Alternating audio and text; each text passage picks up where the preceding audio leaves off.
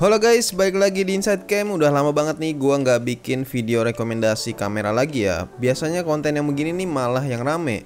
Terakhir gue bikin rekomendasi, bisa kalian lihat linknya di pojok kanan atas. Inside Cam.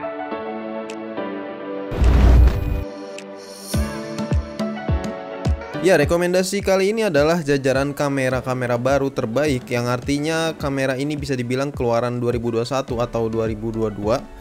Dan gua akan mulai dari yang harganya lebih tinggi dulu ya, bukan berdasarkan bagus atau enggaknya, karena biar kalian sendiri aja yang menilainya.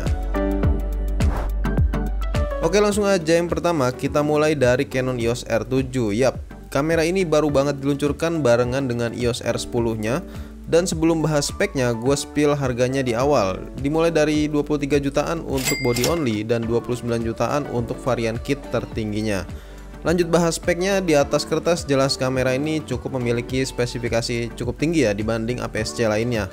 Makanya wajar sih harganya juga tinggi ya. Dan kebetulan banget gue udah cobain langsung kamera ini, hasilnya bisa dilihat dari video reviewnya. Yang bisa disimpulin bahwa EOS R7 adalah kamera hybrid yang punya autofocus cukup baik, punya ukuran resolusi 32 megapiksel, video bisa 4K 60 fps, 10 bit dan C-Lock 3. Ada dual slot memorinya juga, serta 5 axis stabilization di bodinya. Jadi emang kelihatan bener-bener kamera APS-C profesional sih sebenarnya. Kita lanjut yang kedua aja ya. Yang kedua ini ada Fujifilm X-H2S. Kalau kalian nyari kamera-kamera hybrid, ya dua kamera ini nih bisa jadi andalan deh, gue jamin. Kualitasnya bukan cuma bagus di fotografinya aja, tapi videografinya juga. Untuk harganya X-H2S ini di atas EOS R7 sih sebenarnya. Kisaran 39 jutaan, hampir 40 lah ya. Tapi nggak heran sih harga segitu ya kalau dilihat dari kualitasnya. Bisa video 4K 120 fps atau 6K 30 fps. Internal proses 422 H-key dan ada F-Lock 2-nya. 7 stop in body image stabilization, 40 fps electronic shutter, ada slot buat CF Express-nya juga, serta 425 poin fokus hybrid AF. Jadi kalau dilihat ya ini mungkin bisa jadi kamera tertinggi di kelas APS-C atau salah satunya lah ya. Yang ketiga masih dari Fujifilm, kali ini yang serinya XS10. Ya walaupun nggak baru-baru banget, tapi bisa dibilang masih anget lah ya.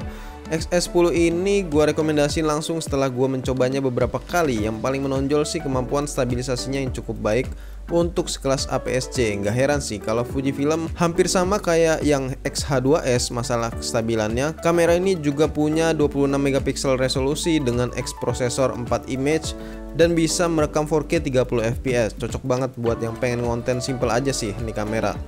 Enaknya sih layarnya udah bisa di flip buat selfie ke samping dibanding seri XT atau yang lainnya. Untuk harga masih lebih terjangkau ya dibanding sebelumnya. Buat harga kitnya aja cuma 17 jutaan kok. Berikutnya di urutan keempat, gue kasih rekomendasi dari Nikon Z50. Nah ini juga menjadi salah satu kamera andalan gue kalau di sektor APS-C belasan juta. Kamera ini cukup baik di kondisi low light karena hanya memiliki 21 megapiksel resolusi. Dengan X-Speed 6-nya sayangnya masih worthy ngerekam di Full HD aja walaupun bisa 4K sih sebenarnya. ISO-nya juga tinggi, bisa sampai 51200 dengan 209 poin hybrid AF serta eye detection-nya yang menjadikannya cukup mampu menangkap fokus objek dengan cepat. Untuk harganya saat ini masih sangat terjangkau, body only-nya aja cuma 11 jutaan. Bahas urutan kelima nih, tentunya masih di sektor APS-C terbaru yaitu Canon M6 Mark II. Bisa dibilang ini kamera underrated ya, jarang yang lirik padahal bagus nih. Setelah gue coba-coba sih oke banget di sektor videonya, cocok buat yang bikin vlog atau konten video lainnya. Emang sih kamera ini ketutup sama seri lainnya macam EOS RP yang memiliki beberapa keunggulan juga. Tapi Canon EOS M6 Mark II ini juga nggak kalah sih. Punya 32,5 megapiksel dengan bantuan Digits 8 prosesornya. Ada juga fitur high speed continuous shootingnya up to 14 fps dengan autofocus atau 30 fps raw burst mode with pre-shooting. Wi-Fi ada, Bluetooth juga ada, bisa ngerekam 4K 30 fps atau Full HD 120 fps.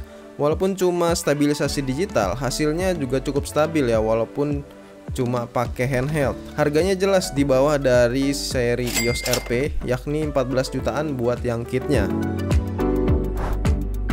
Lanjut yang keenam, kali ini gua kasih rekomendasi Z30 karena ini adalah kamera yang terakhir gua review. Ternyata punya kesan baik setelah gua coba sendiri, khususnya kemampuannya yang bisa dibilang kamera hybrid. Artinya bagus di kedua sektor, fotografi dan juga videografinya.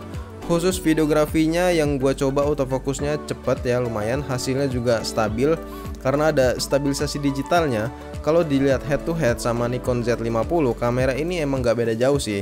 Hanya unggul di beberapa sektor aja, kayak misalnya perekaman video tanpa batas, durasi, serta daya tahan baterai yang lebih awet. Jadi spek macam resolusi 21MP nya, terus video 4K 60, sama ISO maksimal 51200. Bedanya ada di bentuk bodinya yang lebih ergonomis dan juga yang cukup penting, layarnya yang bisa dipakai buat vlog.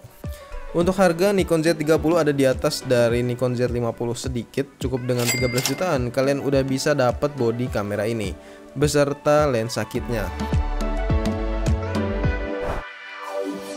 Nah, biar ngepasin jadi 7, terakhir ada Canon EOS R10 yang dimana kita tahu kalau kamera ini dikeluarin barengan sama EOS R7 nya tadi ya, yang sama-sama bersensor APS-C. Walaupun harganya lebih tinggi dari kamera full frame nya EOS RP, tapi untuk sekelas APS-C, kamera ini cukup baik di sektor fotografinya. Adanya 24,2 megapiksel resolusi, dual pixel CMOS AF2 nya, perekaman bisa 4K 30 fps atau 60 fps with crop HDR-PQ, serta 23 fps burst mode nya dengan electronic shutter.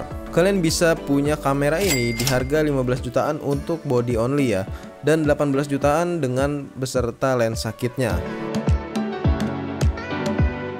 Oke, itu dia tadi beberapa kamera APS-C terbaru rekomendasi dari Insightcam yang bisa kalian pilih buat jadi gear kesayangan kalian. Jangan lupa sesuaiin budget juga ya. Dan kalau dilihat dari sektor APS-C belasan juta, sekarang cukup didominasi dengan 3 brand ya, yaitu Canon, Nikon, dan juga Fujifilm. Bukan yang lainnya nggak bagus ya, tapi emang belum ngeluarin yang terbarunya aja. Atau mungkin kalau kalian punya saran kamera lain, boleh kalian tulis di kolom komentar ya. Sekian dan terima kasih.